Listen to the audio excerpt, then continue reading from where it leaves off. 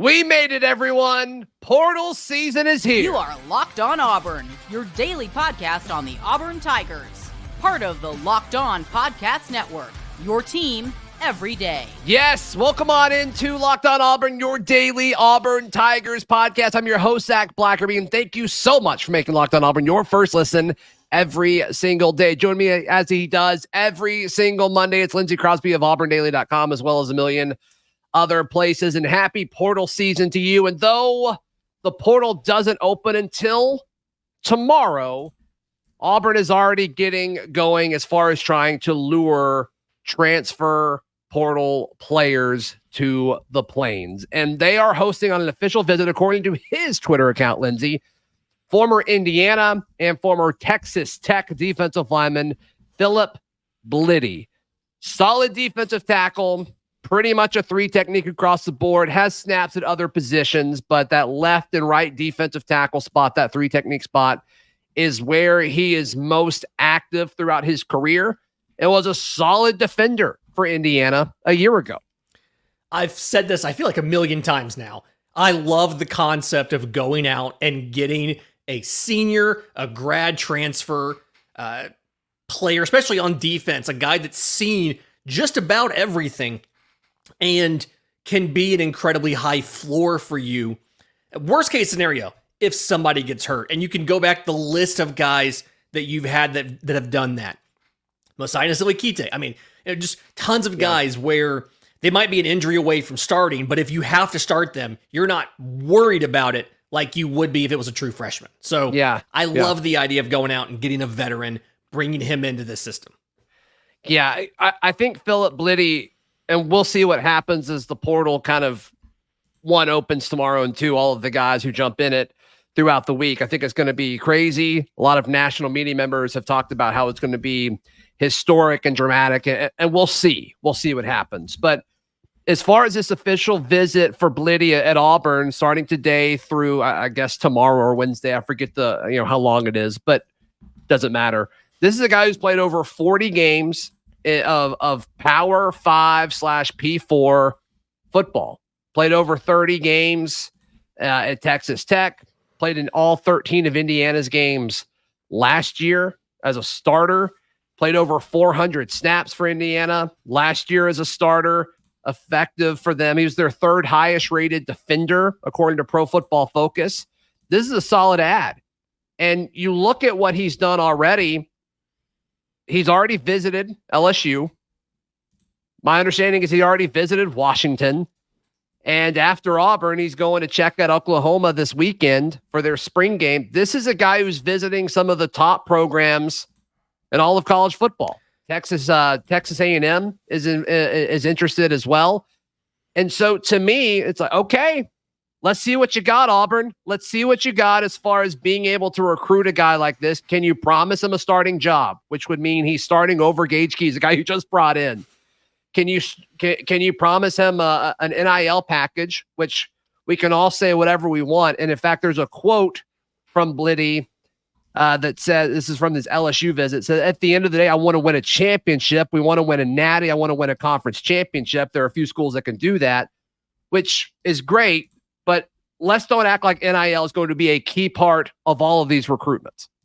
Yeah, I mean, he's a non-traditional college student at this point in his career. Like if you go and you read the bio on some of these guys, which is just always fun to do. He got married in 2021. He has two kids.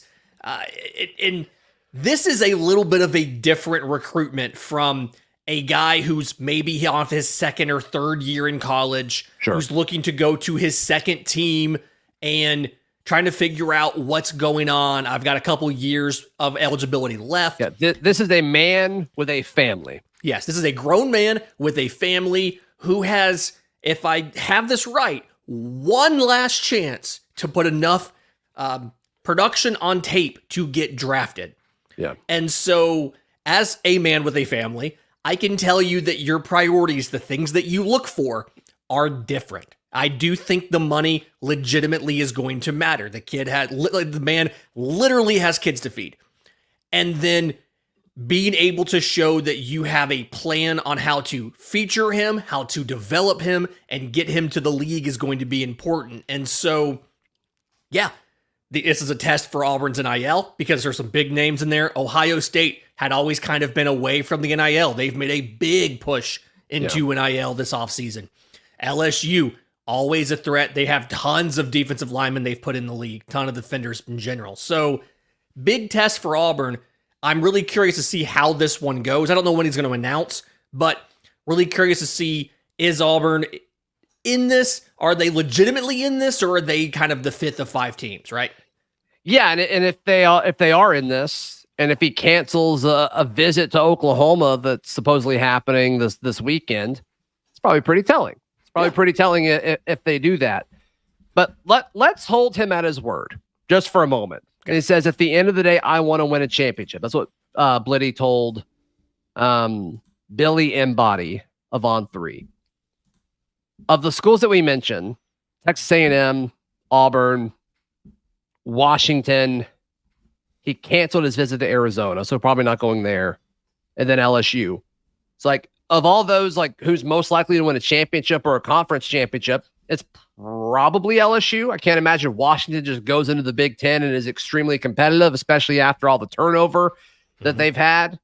I don't think Auburn's there. I don't think that'll shock anybody. And then who else am I missing here?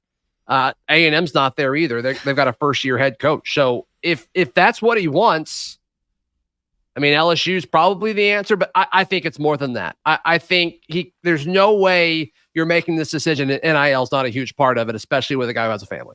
Yeah, I mean, it's different considerations, right? Like, this is as much of a business decision as you will see, and not just in the perspective of a player's looking to see what's the max money I can get, right?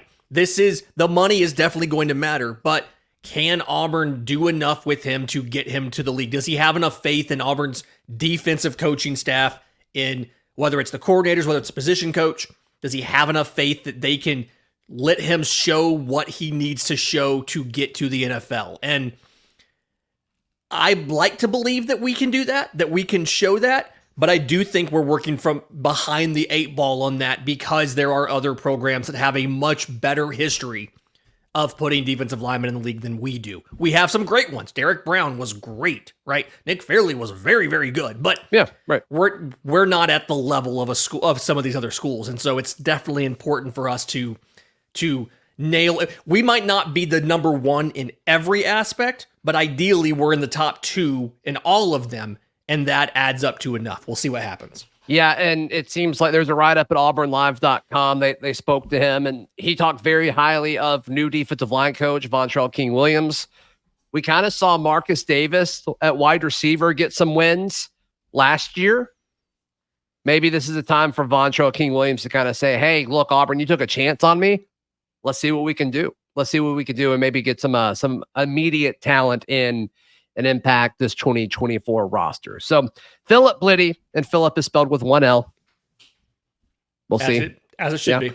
Last time we saw Philip with 1 L, it didn't work out. Hopefully it works out with Philip Blidi, the transfer defensive tackle from Indiana, and then also spent 3 years at Texas Tech. He'll be here for the next few days. The plan seems clear for the Auburn Tigers in the transfer portal. We discuss what that means in just a moment, right here on Locked On Auburn. Today's show is brought to you by our friends at LinkedIn Jobs. Lindsay, you love LinkedIn. I love LinkedIn because it gives you the best list of qualified candidates for your business. And you're like, wow, Lindsay, that's incredible. That must cost a fortune. Fun fact, it does not. Doesn't cost anything. No. It's for free.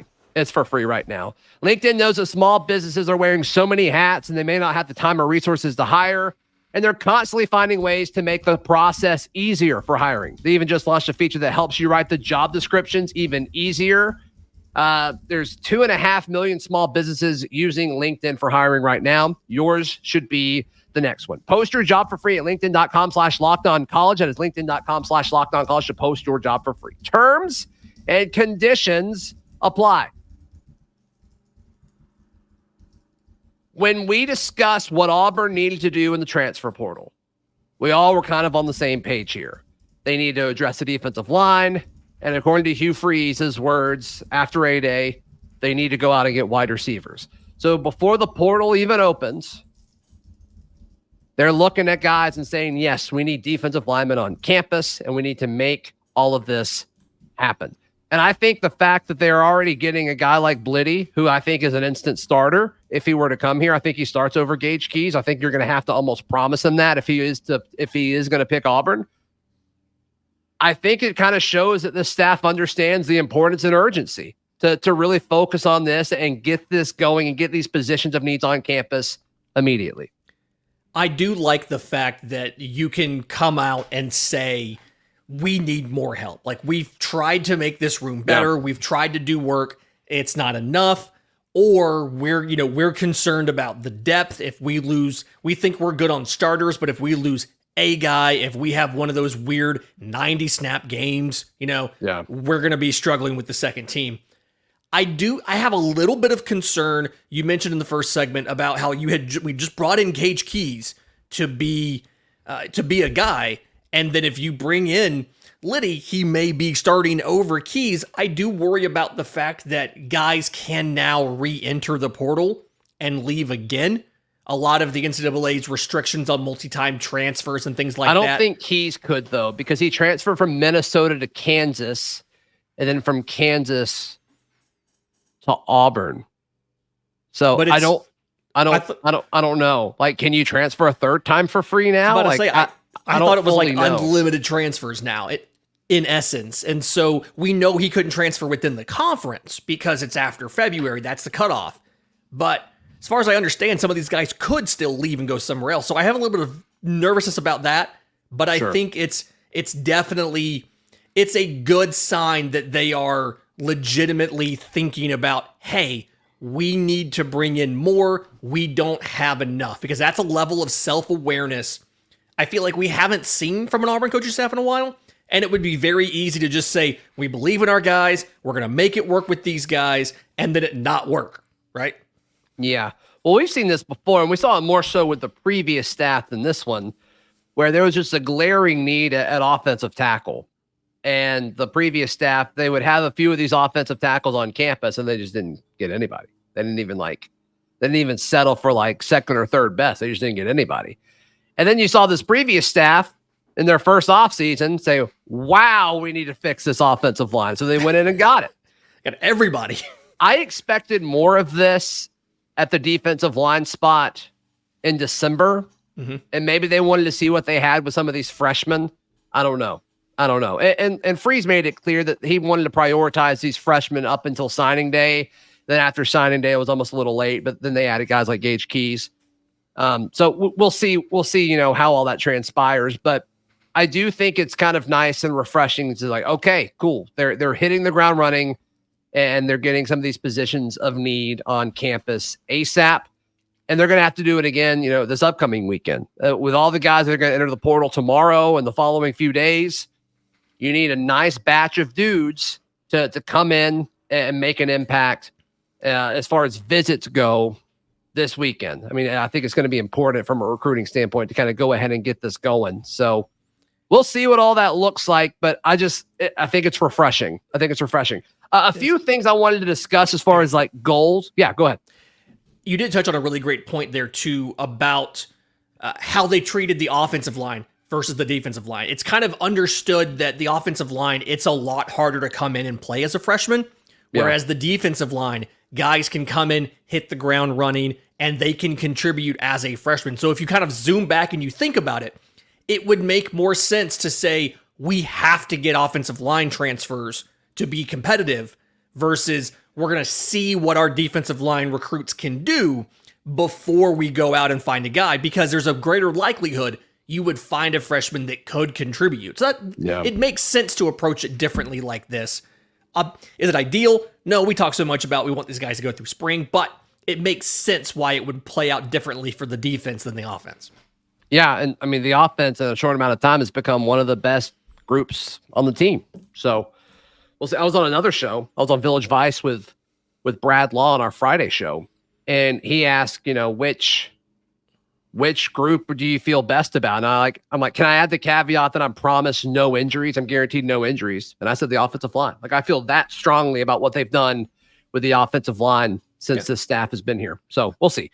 As far as like goals and expectations for the portal, I wanted to kind of get this out there before the portal officially opens. Every portal signing is different, and they all need to fill different needs. Just because somebody doesn't blow you away doesn't mean that this staff expects them to start in 2024.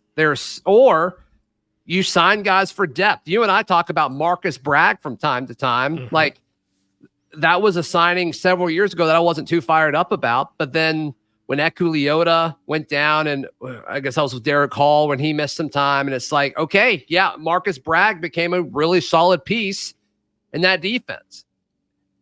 Auburn's going to need a few of those guys. And at a similar position, like, you're probably going to have to go out and get an edge. An edge or a buck or a jack, whatever you want to call them, at another school, and bring them over to be a buck linebacker here. Like, you're going to need a guy who's probably going to be a backup, because if you find a guy who's better than McLeod, like, okay, buckle up, because we're about to rock and roll. But I think it's a similar thing for strong side defensive end. Like, who is the backup for Keldrick Falk?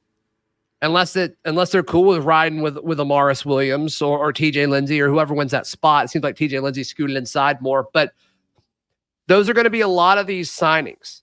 I think the 3 technique is one that you could start if it's whoever we've been talking about today, or if they go out and get another defensive tackle. Like, that's a spot where they could probably improve enough to get a new starter. But a lot of these guys are going to be depth pieces or backups. So let's make sure we set our expectations for the type of player Auburn is going to add appropriately. I think that's important here, Lindsay. Yeah, odds are you're not going to find a game-breaking talent at this point in the portal cycle. And if you do, the odds are that there will be somebody who will be more desperate for that player than you and is willing to throw stupid amounts of money at that player to sign them. But sure, the Marcus Bragg example is a perfect example of what I was trying to talk about earlier. Veterans are almost never a bad thing to add to your depth chart, especially if they're your number 2 option behind a young stud, because, like I said, they give you a good floor if you have to rotate them in, if there's an injury, things like that. And Marcus Bragg is the perfect example of a guy who, wasn't that exciting when you heard about it. Yeah. We ended up loving the pickup of Marcus Bragg because of what he meant and how we didn't have the floor dramatically fall out from underneath us when some injuries came in. So yeah, or even like last year, like a Lawrence Johnson. Like, I would take another Lawrence Johnson in a heartbeat. Oh yeah, can play anywhere on the line. Has been in college for a couple of years. Has seen everything. Is not going to get phased. That's a valuable skill that not everybody has, especially not a freshman or a 1 year in college transfer kid. Or the other side of the coin is you added like a guy like Dylan Cinda from Northwestern, who is probably, obviously didn't play last year, probably not going to play this upcoming year. But after 2 years in your system, he could be a guy that could potentially start after you lose, your 2 guards after this season and fight for a spot. So there's different types of guys that you want in the portal. Let's just kind of make sure we have proper expectations for what Auburn is going to try to do over the next few weeks. And look, if they go out and make a huge splash, we'll celebrate those too. We're going to celebrate all the wins that Auburn can have in the transfer portal, so make sure you're subscribed. Coming up, speaking of offensive guards, Kam Stutts joins the show. He spent a lot of time with Auburn's offensive line throughout this spring and gives us a ton of insight regarding who has performed well, according to his opinion, over the last few weeks. So stick around for that. But Lindsay, how can people check out everything you've got going on? I'm on Twitter at Crosby Baseball. It's the hub for everything. If you're looking for the Auburn coverage, auburndaily.com. If you're looking for Atlanta Braves, bravestoday.com. I've got it all here for you. Yep. Be sure to check all that out. Our conversation with Kam Stutts coming up in just a moment right here on Locked On Auburn. And today's show is brought to you by our friends at FanDuel. FanDuel's America's #1 sportsbook. It's playoff time in the NBA, and the NHL, and the MLB. Season is in full swing, and FanDuel is your place to bet on every game. Right now, new customers can get $150 in bonus bets, guaranteed. All you have to do is check out FanDuel.com/lockedon. It's $150 win or lose. They've got, of course, every game that you can wager on, as well as a ton of futures. So sorry if you listened to me and said to bet on Spencer Strider for the Cy Young. Still a sore topic. I'm sorry. I'm sure you're sorry. We're all in this boat together. But what are you waiting for? Visit FanDuel.com/lockedon and make your first bet an automatic win. FanDuel is America's #1 sportsbook. We're now joined by, I guess, former offensive lineman for the Auburn Tigers, Kam Stutts. Kam, thank you so much for taking a few minutes from your draft prep to hang out with us for a few. But it sounds like draft prep is going well for you. Yeah, man, for sure. We're kind of in limbo right now. I talked to Gunner the other day, man. We're just ready for it to be done with, get to a team and get to work. But we're just working out, staying ready right now, talking to some teams, interviews, all that type of stuff. So just trying to stay ready. How different is this training process versus like a normal off season that you've been used to for pretty much your whole life? Yeah, so combine prep is a lot different because you're not really training to play football. You're training to do the drills. So yeah, right. Cutting down unnecessary weight, all those type of things will definitely help me in the rest of it. But the other stuff, I'll never run a 40 again. So it was fun to go in there with those guys and all the dudes I trained with and just really lock in. I was there for 11 weeks. So I hopped in training January 2nd right after the bowl game and just got to work, man. So it's been good so far. Just continuing to keep my foot on the gas and not letting up. Has it hit you yet that it's like, okay, you played a lot of games at Auburn and now that part of your life is behind you? Has that really hit you yet? Or have you been so into draft prep and preparing for this next stage of your career where maybe you haven't had time to do that yet? It's hit me a little bit. Definitely going out there. I've been at spring practice the last couple of weeks. So going out there and seeing those guys out there working, I've been trying to coach them up a little bit, standing on the sidelines, just trying to be out there, man. It feels weird being out there and not having the pads on, getting to work with them, but I know they're going to do a good job and hold it down. So, yeah. What do you think of the new version of this offensive line? It's good, man. They got some good pieces in there, man. I think everybody's got the ability, and obviously we lost some experience up there, but those dudes are smart guys, and they're gonna stir it up and get going the right way. Yeah, yeah. I mean, clearly this staff, and Coach Freeze thought the world of you to bring you to media days after just kind of being, with him being the head coach for such a short amount of time, about a year ago. Mm-hmm. I mean, I imagine your relationship with him is pretty good. Y'all still staying in touch? I mean, it sounds like you are, considering you're still around the program. Yeah. I talked to Coach Freeze a couple of times whenever I was down there, just seeing him around. He's obviously busy recruiting and running around doing all the head coach stuff. And I talk to Coach Thornton every now and then, a couple times a week, just checking in on me, seeing how things are going. So that Auburn family is a real deal, man. I really appreciate all the things that they've done for me and continuing to do stuff for me now. So. Yeah. I mean, what's the upside for this staff? You mentioned two key parts of it. Obviously, Coach Freeze, obviously Coach Thornton. There's going to be a new offensive coordinator that you didn't play for last year. But, I mean, what's the upside for this staff, Kam? I think the main things that I like, that I saw whenever I was around, was just the family atmosphere. I mean, those dudes really love each other, man. And I mean, it's always been like that at Auburn, but going in and seeing the OC work and seeing Coach Freeze around, he always is the same way. That's how he's been. Those people, we really love each other at Auburn, man. And whenever you love each other, man, you can hold each other accountable and you can really push each other to be the best that you can be, because you have that relationship. So I think that's a real positive of being at Auburn, and something the coaches are doing a really good job of so far. Sure. Yeah, you were walking around in one of the media viewing windows. We're able to watch a little bit of practice, and you kind of look like a coach out there a little bit. Has that ever been anything that you've considered? Maybe when you're done playing? Yeah, I know. I had somebody ask me if I was going to come back and coach at Auburn the other day, and I was like, maybe one day whenever I get done chasing my dreams. But definitely whenever I get done, I want to open up my own training facility and do some combine training, stuff like that too. So I want to do all sports and just kind of have like not even just athletics, man, just life coaching, all those type of things, man. So that's definitely something that I want to be able to do and just help the younger generation put the work in. I mean, I would imagine the current offensive line, the guys that are younger than you, that you form relationships with, guys like Connor Lew, I imagine they enjoy seeing you around still, because I mean, everybody that I've talked to, they love Kam Stutts, and you're very personable, and you're a guy that a lot of people want around. So I imagine those conversations are beneficial both to you and to them. Mm-hmm. No, yeah, for sure. Definitely being around the guys. I still like to go out there and coach him up. And we give Connor a lot of crap all the time just for being a young guy, but he's doing a really good job growing in and starting to lead that offensive line. So I think I like to be around and try to help them as much as I can, but it's their show now. So I just like being around them and seeing them work, man. Yeah. What's the next step that Connor needs to take? I mean, we saw him improve so much in a short amount of time last year as a true freshman. Obviously in the SEC, that's no small task. What's the next step for him in your mind?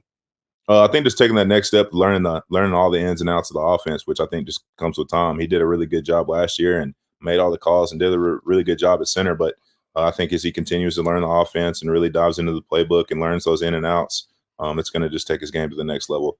He's a strong dude. He's athletic. He has all those tangible things. So just continuing to work, stay in the weight room, gain weight, and just learn the ins and outs of the offense, I think is the biggest thing. There's been a lot of talk this spring at Auburn about, okay, it's a new offense, and whether, I say unfortunately, I don't know, but you played for a lot of different offensive coordinators during your time at Auburn, and the process of learning a new offense. I think fans, it's easy to just kind of say like, yeah, it's a new offense, whatever. And, you think about how that impacts the quarterback and the receivers, but from an offensive line standpoint, learning a new offense, how big of a deal is that?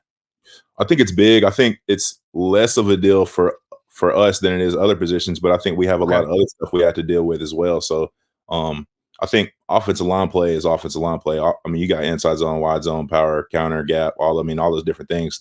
You run them pretty much the same way. There'll be a couple tweaks here and there between offensive line coaches, but I think the big thing for offensive line is the chemistry and the communication, because you're learning new calls and stuff. And we're on our own out there. We're making all our calls and stuff by ourselves. We don't have signals and all that type of stuff. So being on the same page as the offensive line and having that chemistry is big.